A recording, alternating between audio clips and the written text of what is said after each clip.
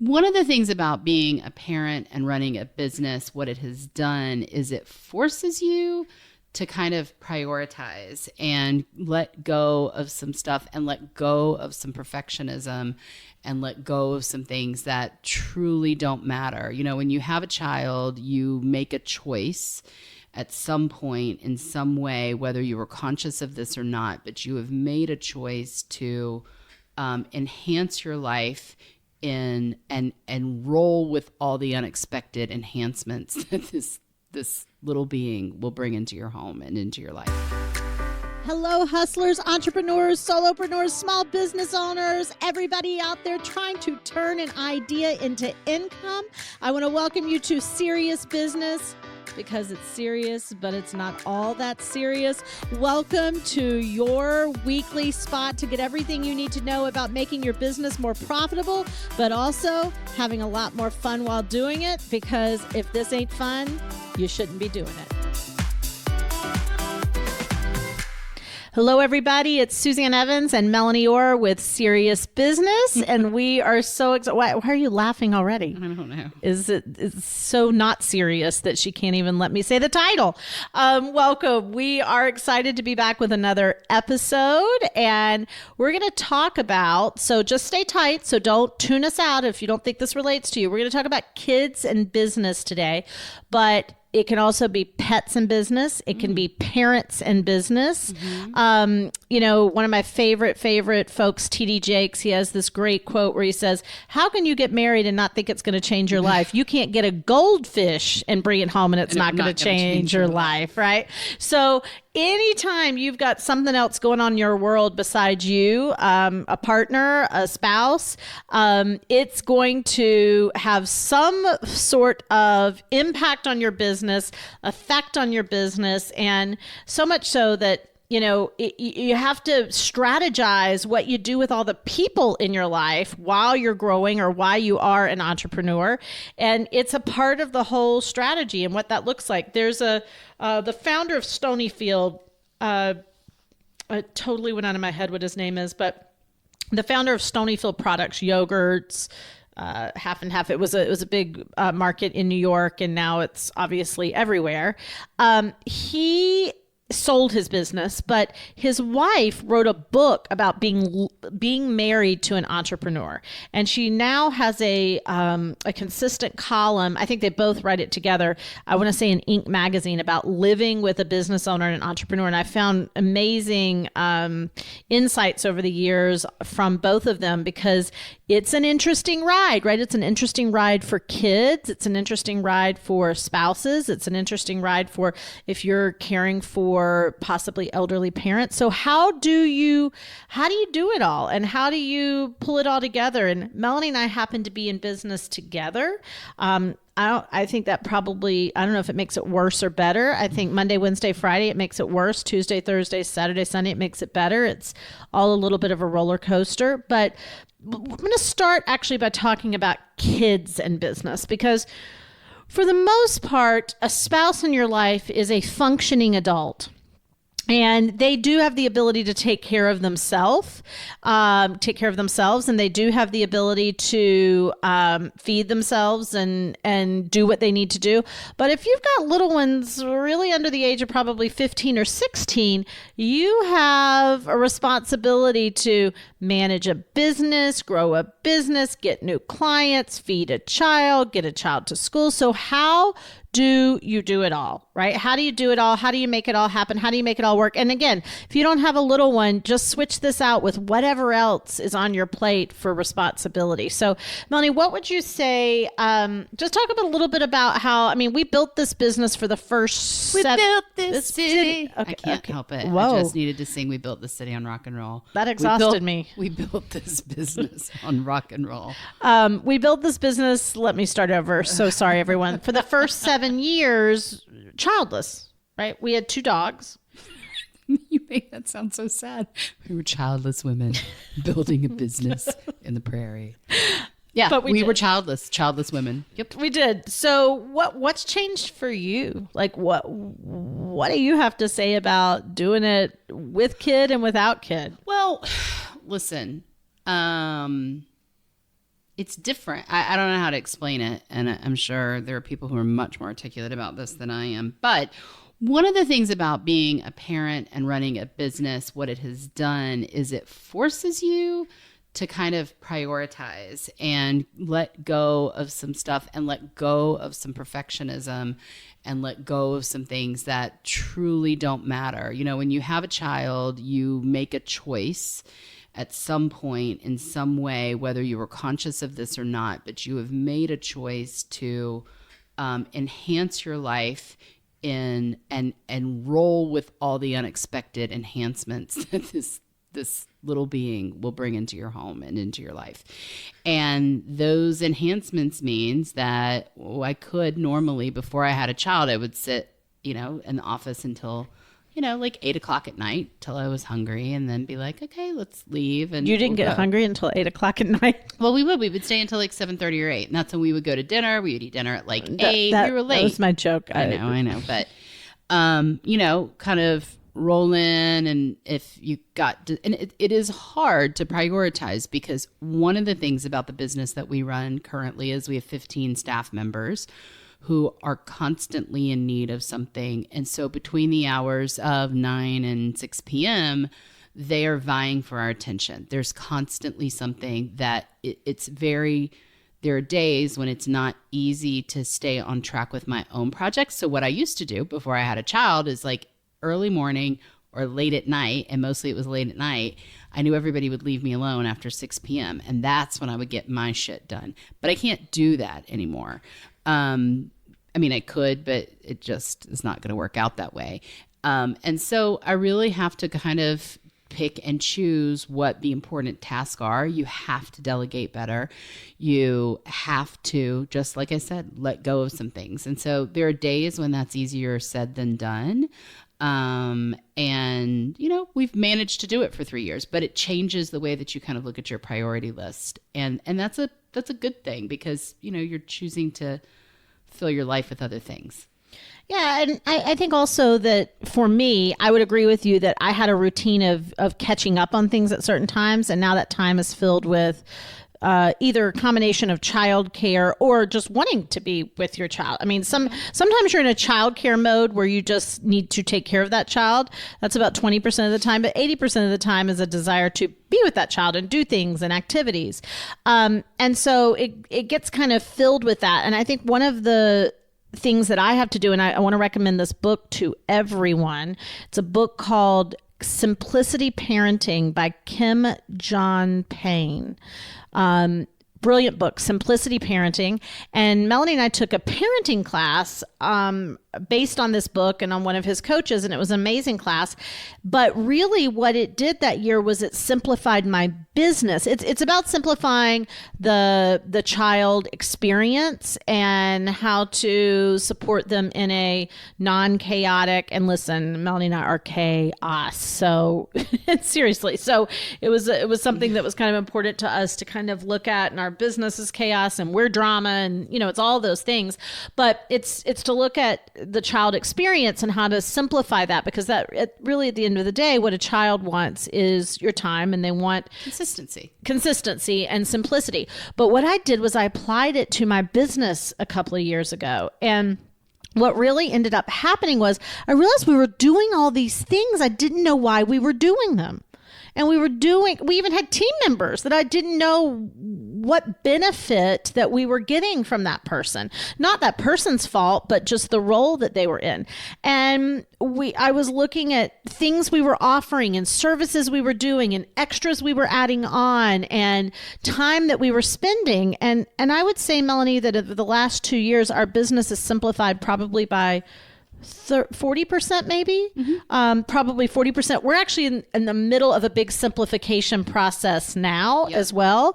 And probably in the next few months, there'll even be more of a simplification, right sizing, just going what matters and what doesn't, what gets us the biggest bang for our buck and what doesn't. What are all of these extraneous things that we have that are happening or doing or that we are experiencing that just take up a lot of time and aren't necessary.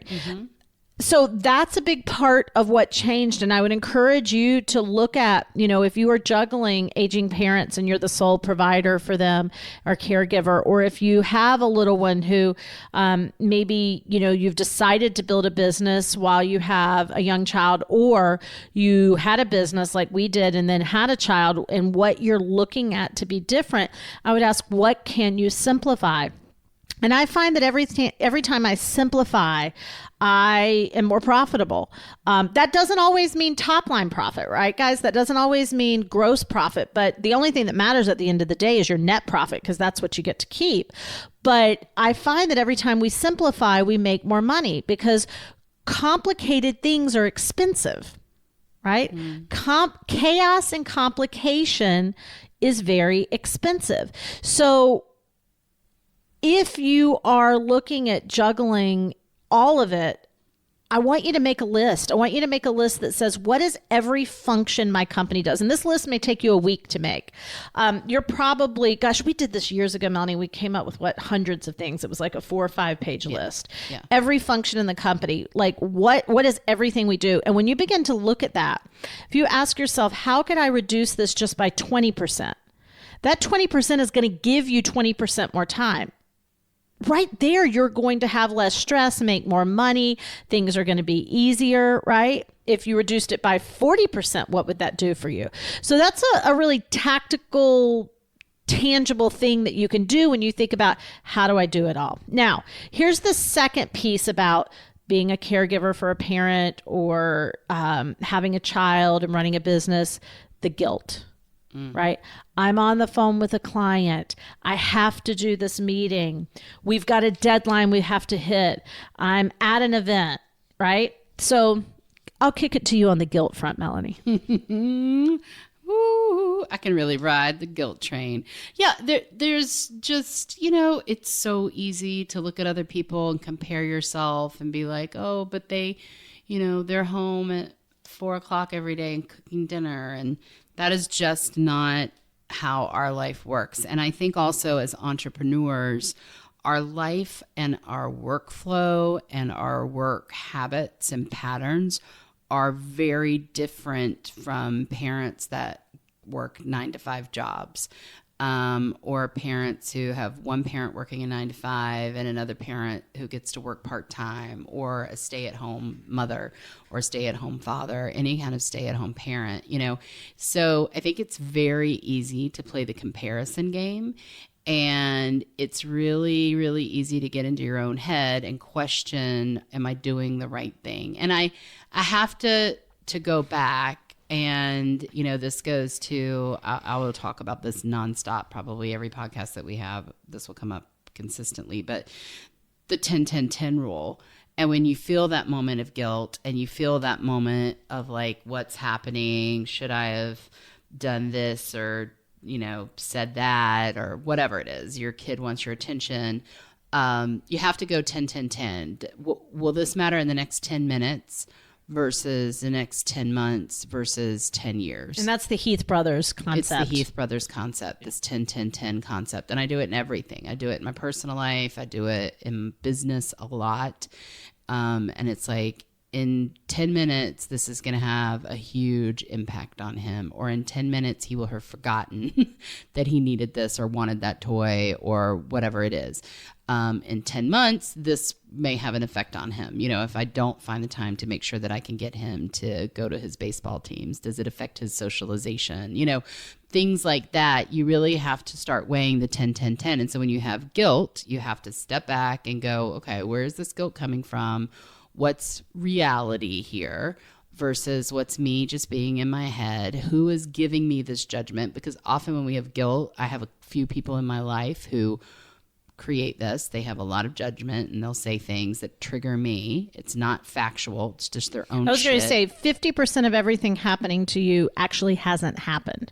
Yeah. 50% of what is happening to you, especially as it relates to being a caregiver, being a mom, being good at business, doing everything you're supposed to do. It's stories you've created. It actually hasn't taken place and it hasn't happened to you, especially as it relates to guilt. And I I take the attitude with being a parent and being a founder and a CEO and a coach and a business owner and an event host is that my kid, Adrian, is my reason. He is not my excuse. And so I'm a big believer in that children are deeply influenced by the energy, momentum, passion, happiness of their parents.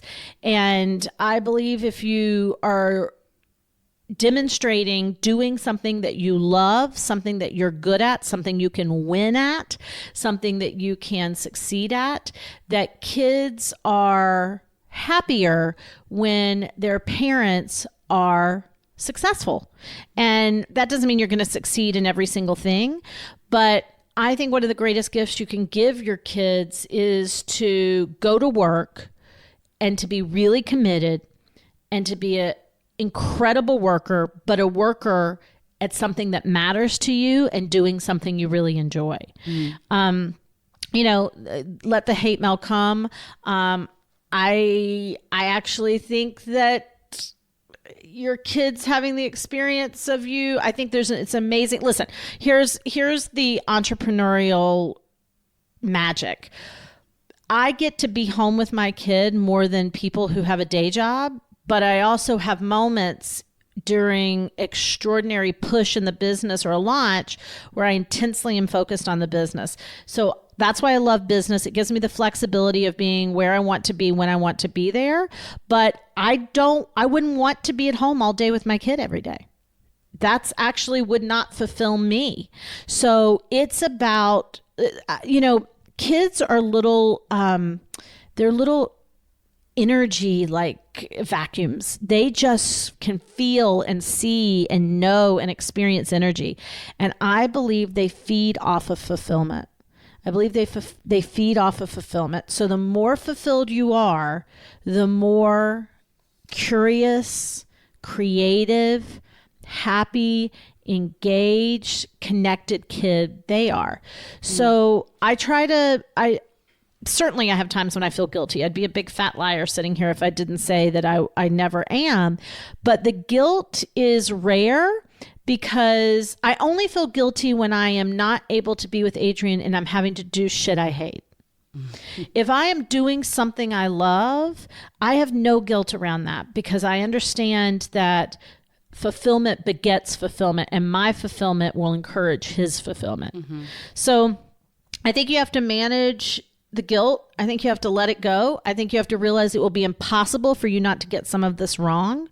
I think you have to realize that it will be impossible for you to be perfect in business and perfect in parenting and perfect in caregiving all at the same time. But I think you also have to remember you will only feel guilty and you will only feel like you have failed when you are doing something that you shouldn't be doing or you hate doing, and it's taking time away from those that you love. So that goes back to that list of how do you simplify your business and how do you start to take things away that you don't need to do, that don't move the business forward, that aren't important, that don't matter, right? Because it's hard enough to raise a little human. It's hard enough to raise a little business. It's hard enough to raise parents, right? All of those things. And about 70% of, here's actually a fascinating stat, not totally off topic. Of the millennials get this really bad rap about living at home and millennials living at home. Out of the millennials living at home, something like 37% of them are caregiving. Oh, wow. Right? So we're all doing something. Doesn't matter what age, what stage, we all are taking care of something or someone. And it's not about getting it right. It's not about balance. It's not about being perfect. It's about priorities and you deciding what matters to you and then living by those values. Yeah, I love that. I think that's so true. Let go of the guilt.